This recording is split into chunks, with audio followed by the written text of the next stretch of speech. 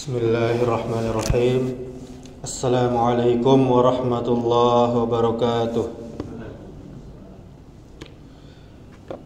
Alhamdulillahi rabbil alamin.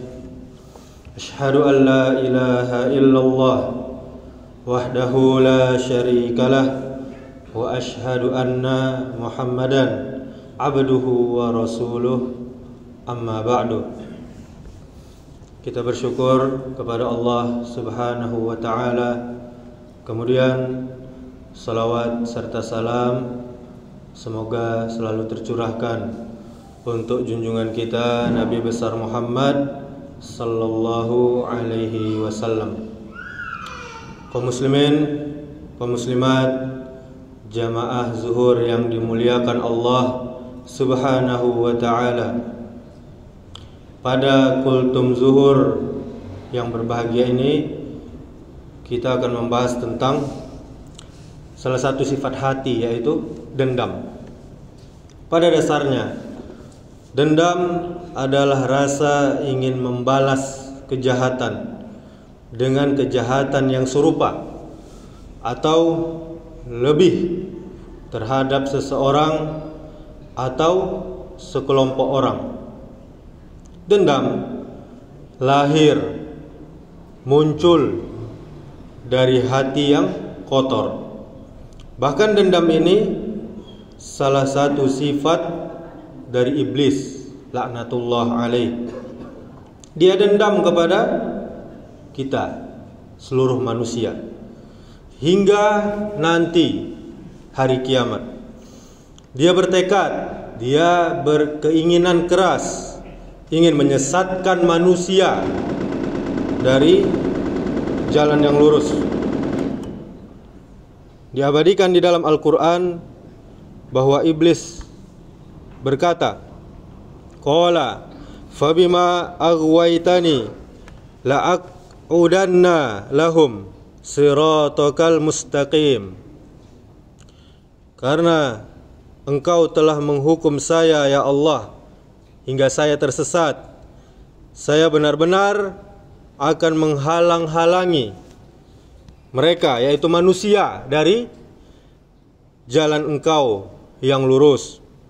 Surah Al-A'raf ayat 16.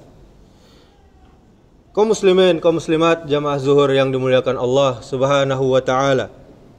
Inilah dendam kesumat dari iblis yang sampai hari ini, bahkan nanti sampai hari kiamat. Sungguh tiada satu agama pun yang mengajarkan kita untuk balas dendam. Apalagi kita yang beragama Islam, agama rahmatan lil alamin. Padahal kita diperintahkan untuk membalas kebaikan atau balas budi, tapi kita malah balas dendam, membalas kejahatan, dibalas dengan kejahatan seimbang, bahkan ada yang membalas lebih parah lagi. Terdapat dalam sebuah kisah di Masjid Nabawi, seorang pemuda, seorang mahasiswa di Universitas Islam Madinah menceritakan kejadian yang tidak biasa. Di salah satu halaqah, di salah satu pengajian ilmu yang dia ikuti, dia berkata, aku pernah dizolimi oleh seorang anggota petugas Satpol PP. Dia menyobek-nyobek kertas berkas yang aku berikan padanya. Kemudian aku pun mendoakan petugas itu supaya semoga Allah merobek-robeknya seperti dia telah merobek-robek berkasku. Kemudian si pemuda melanjutkan, 2 tahun kemudian petugas itu meninggal di dalam sebuah kecelakaan. Dari kejadian dia merobek-robek kertas itu, kemudian 2 tahun kemudiannya dia meninggal dunia di dalam sebuah kecelakaan. Tubuhnya hancur, tidak bisa dimandikan, tidak bisa dikafani, hanya bisa dibungkus dengan plastik khusus. Dengan penuh penyesalan, pemuda tadi berkata, apakah aku berdosa atas doaku ini? Kemudian Syekh di majelis itu yang ditanya tadi tentang cerita tersebut, beliau menjawab, seharusnya balasan termasuk juga di dalamnya doa tidak melebihi batas kezaliman.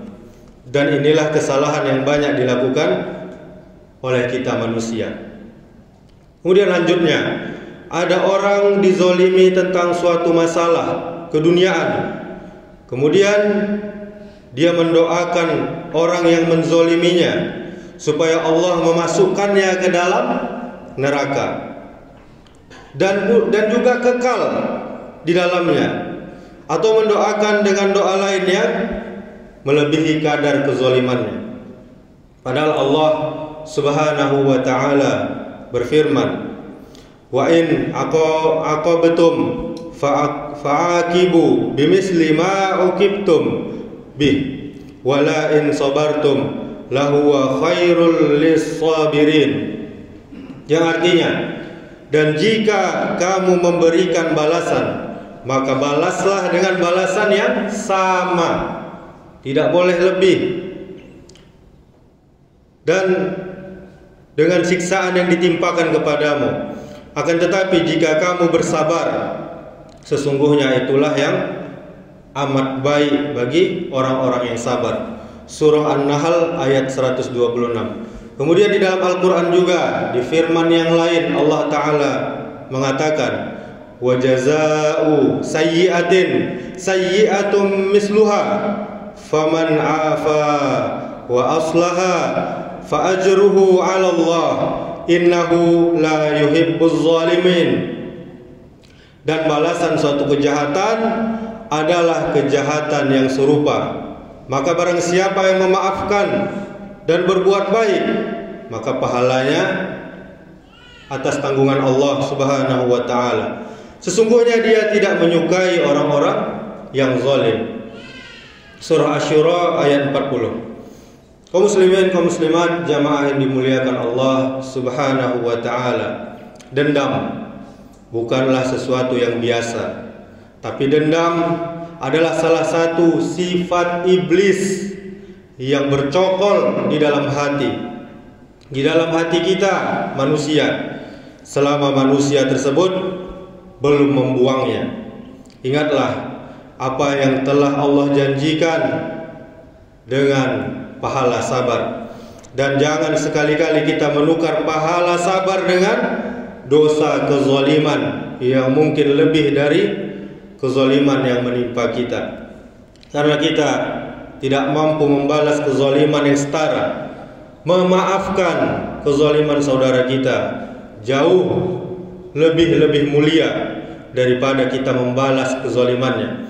Rasulullah sallallahu alaihi wasallam bersabda, wa ma zadallahu 'abdan bi'afwin illa 'izzan. Dan tidaklah Allah menambah seorang hamba dengan kemudahan untuk memaafkan, kecuali Allah akan memberinya izzah, yaitu kemuliaan. Di dalam hadis riwayat Muslim nomor 6535. Sebagai kesimpulan, jika kita yakin bahwa Allah itu Maha mengetahui segala isi hati kita, kaum muslimin, buanglah penyakit dendam yang masih bertengger, bercokol di dalam hati kita. Apa kita tidak malu sama Allah Subhanahu wa taala? Apa kita tidak takut kepada Allah Subhanahu wa taala? Sementara Allah yang Maha kuat, Maha perkasa, Maha mampu melakukan segalanya. Tapi Allah justru selalu memaafkan kita. Mulai hari ini lebih baik kita terima saja pahala kezaliman dari orang lain yang dilakukan saudara kita, atau kita maafkan agar Allah memberikan kemuliaan kepada kita semua. Semoga Allah menambah kesabaran dan membersihkan hati kita dari dendam kesumat. Amin, Allahumma amin. Subhanakallahumma wa bihamdika asyhadu an la ilaha illa anta astaghfiruka wa atubu ilaik. Wassalamualaikum warahmatullahi wabarakatuh.